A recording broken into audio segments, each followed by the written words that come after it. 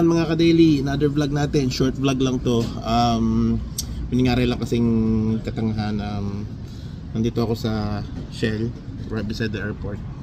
And nalok ko yung susi sa loob.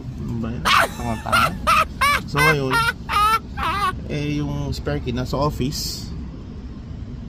Nakalock din yung office. So hindi ko matawagan yung co-worker para dalhin dito yung spare key kasi yung susi ng office andun din sa loob.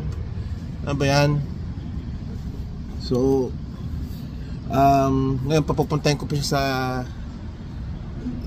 sa isang co-worker ko na malapit lang dito sa work yung bahay niya. And meron siyang spare key meron siyang key ng office para mabuksan yung office para makuha yung spare key ng van. So mga kuha na ako dito, half an hour na naghihintay. Sa halip na natatapos na yung mga work ko, stuck ako ngayon dito. Wala naman minamalas. Wala naman katangahan ng pinairal. Kaya yun, no, buti lang hindi malamig. Medyo mahangin lang pero hindi malamig. Pero I'm stuck, waiting for him. Magmi-midnight na yata. Yeah, 11:15. So ba naman yan? Pang 5 araw ko na to. It's my 5th day. 2 more days to go kasi nga 7 days straight ako dito sa full-time work to this week.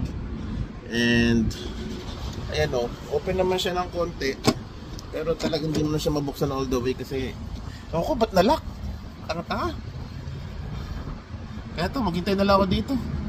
Sayang yung oras. Ano ba yan? Anyways, bukas nga pala episode 3 ng anong baon nyo. So abangan nyo ha.